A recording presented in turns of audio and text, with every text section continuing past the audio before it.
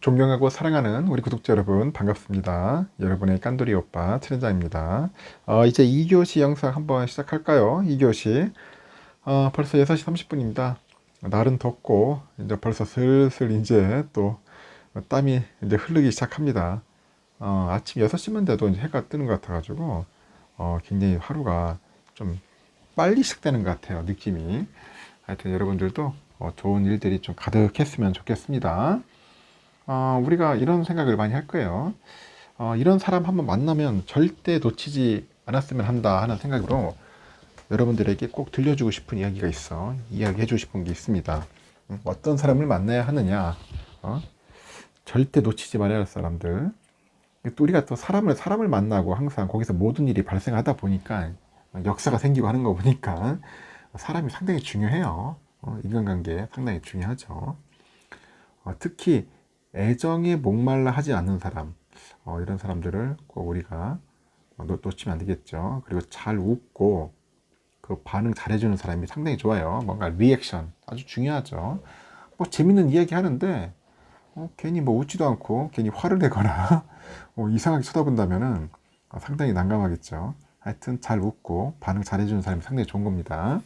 그리고 함께 있을 때 재미있는 사람이 재밌어. 응? 재미있는 사람. 재밌을 때, 재밌을 때가 아니라 함께 있을 때 재미가 있어야겠죠. 재미없으면은 결국 만나고 싶지도 않아요. 그리고 자기가 자기 매력을 아는 사람이 있어. 자기 매력도 모르는 사람하고는 어울릴 필요도 없지만은 자기 매력을 잘 아는 사람하고는 같이 한번 어울려도 좋겠다. 이런 사람 놓치면 안 된다. 그리고 본인이 어떻게 꾸며야 예쁠 줄 아는 그런 본인 스스로를 또 가꿀 줄 아는 그런 사람이 아주 좋죠. 이런 사람들은 놓치면 안 됩니다. 그리고 무엇보다 공감대 형성이 잘 되고 만나면서 함께 성장할 수 있는 사람이 좋다라는 거죠. 근데 여기서 중요한 사실이 또 하나 빠졌다고 하는데 뭘까요? 그 사람과 나와의 그 공감대라는 게 단순히 취미나 그 음식 취향 이런 게 아니고요. 어떤 인생관을 가지고 있고 앞으로 어떻게 살고 싶은지 아는 사람입니다. 알겠죠? 어떤 인생관을 가지고 있고 앞으로 어떻게 살고 싶은지.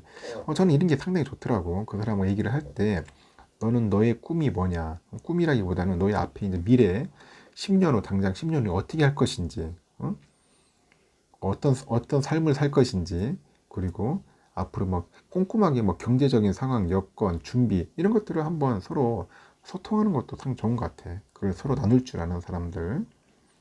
하여튼 그런 사람이 좋다. 이런 부분부터 이제 잘 맞아야 좋겠죠.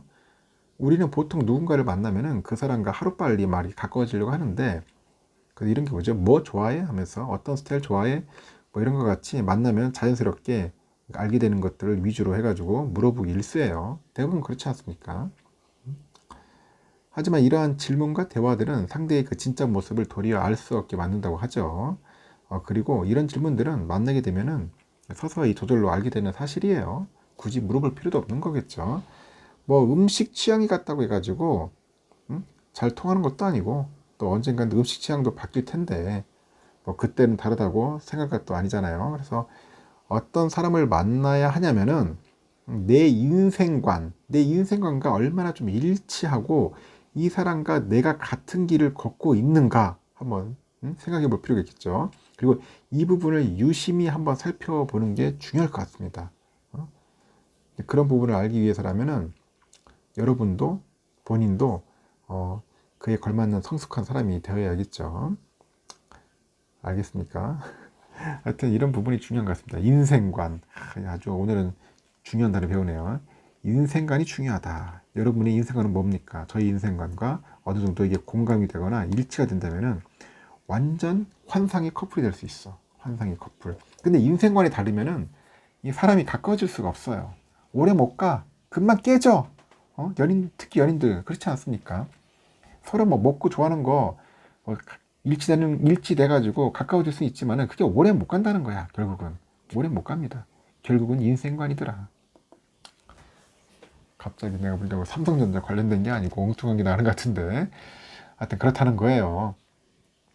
현재 보니까 그 삼성폰 관련된 이야기를 잠시 해볼 건데, 그 움츠린 시장에 삼성폰의 실적도 계속 주춤되고 있다. 그런 이야기가 지금 들려오고 있어요. 올 1, 4분기에 이제 지정학적인 악재에도 지난 2월에 출시한 우리 갤럭시 S22 울트라를 앞세워 가지고 견고한 실적을 거뒀던 우리 삼성전자 모바일 경험 부분의 이제 기세가 2, 4분기에는 좀 꺾이지 않겠나 그렇게 이제 전망을 하는 거 있는 것 같아요. 인플레이션하고 그 중국 시장의 그 락다운 있죠. 또 우크라이나 전쟁이 있고 또 시장 비수기 하여튼 다양한 게 있어. 여기 또 지정학적인 뭐 시기적인 그런 복합 악재가 막 덮치다 보니까 스마트폰 시장 전체를 위축시키는 거야. 응? 삼성은 또 내달 출시 예정인 폴더블 폰이 시장의 활력소로 작용하기를 기대하는데 이 위축된 스마트폰 시장을 정면 돌파할 것으로 기대는 하고 있어요. 내심 하고 있지만은 그또 호락호락하지는 않을 것 같아요. 또 막상 일단은 금토끼 보면은 삼성의 그 MX 부분하고 2, 4분기 그 영업 그 이익이 2조 6천억 정도로 되는 것 같습니다. 2조 6천억 정도 전망을 하고 있고요. 그 전분기에 3조 8,200억보다도 약 30% 이상 감소했어요. 많이 감소했죠. 30%나 줄어들었으면은. 그래서 전문가들이 이 같은 그 실적 부진, 이 전망 원인으로 그 각종 악재로 인한 전체적인 그 스마트폰 그 시장 파이 감소로 지목을 하고 있는 겁니다. 삼성이 2, 4분기 스마트폰 출하량이 6,100만 대 수준이거든요. 6,100만 대 수준인데 전분기 그 7,300만 대 그 대비했을 때 한 1,200만 대가 줄어들 것 같다. 그렇게 보고 있는 것 같습니다. 1,200만 대가 줄어들 것 같다. 글로벌 시장조사 업체 그 카운터포인트 리서치 보니까 그 지난 5월이죠. 그 기준했을 때 글로벌 스마트폰 시장 판매량이 전월 대비 4%예요. 그 전년 동기 대비 한 10% 감소한 9,600만 대 정도 나타난 것 같고 2개월 연속 전월 대비 감소세를 보였는데 11개월 연속 전년 동기 대비 이제 감소를 합니다. 그래서 이제 선진국에서는 특히 이제 스마트폰의 교체 수요가 이제 시장을 이끄는데요. 인플레이션 때문에 소비자들이 스마트폰을 포함해서 불필요한 구매를 이제 미루고 있어. 전 세계적으로 이제 비관적인 그런 소비 심리로 이어지고 있고, 그러다 보니까 미국 달러화 강세가 신흥국에도 타격을 주고 있잖아요. 그래서 일부 소비자들이 이제 비용 부담 때문에 이 계절별 프로모션을 기다릴 가능성이 높다고 이제 보는 거죠. 그래서 1, 4분기 MX 부분의 실적을 이끌었던 그 갤럭시 S22 울트라를 통해 가지고 유지됐던 그런 플래그십 모멘텀도 출시 후 이제 4개월이 지나니까 이제 수그러드는 겁니다. 그래서 이제 하반기에도 이제 부정적인 전망이 이어지고 있는데 삼성은 내달 출시 예정인 그 폴더블 폰, 그 갤럭시 Z 폴드 4하고 플립 4가 오는 3, 4분기 실적 분위기 반전에 나서는 거예요. 지난해 그 폴더블 폰 대세 기반을 만들어 놨지 않습니까? 그만큼 올해에는 보다 공격적인 공급에 나서겠다는 겁니다. 이를 위해서 삼성은 올해 폴더블폰 신제품 목표 출하량을 한 1,500만 대도로 보는 것 같아요. 1,500을 잡고 있는데 이 중에 70%만 달성을 해도 폴더블폰 중에서 한 1,000만 대 정도 판매한 그 1,000만 대 판매를 기록한 제품으로 인정받고 있고 근데 더 이상은 이제 안 팔릴 것 같아요. 내가 볼 때는 더 이상은 좀 힘들지 않겠나 지금 그렇게 보고 있는 것 같습니다. 일단 갤럭시 Z 폴드 4하고 플립 4는 그 전작에서 호평받았던 그 디자인과 그 경험을 유지하는데 그 단점을 좀 개선하겠죠. 소비자들의 좀 입을 끌고 있어요. 아직은 출고가를 전작 대비해서 동결 또는 인하할 것이라는 관측도 이 같은 기대에 힘을 싣고 있고 또 삼성이 그 보급형 폴더블 폰을 준비 중인 것으로 알려진 만큼 올해 폴더블 폰이 하반기 실적 방어랑 함께 그 폴더블 폰 모멘텀을 이어갈 수 있을지 여부가 중요해졌다는 그런 평가가 나오는 겁니다. 그래서 앞서서 삼성은 1, 4분기 실적 컨퍼런스 콜에서 고객에게 제공하는 그 폴더블 경험을 효과적으로 알려가지고 Z 시리즈죠. Z 시리즈를 이제 확대를 해가지고 S 시리즈에 버금가는 약간 주력 제품으로 만들겠다고 하는 그 포부를 이제 밝힌 겁니다.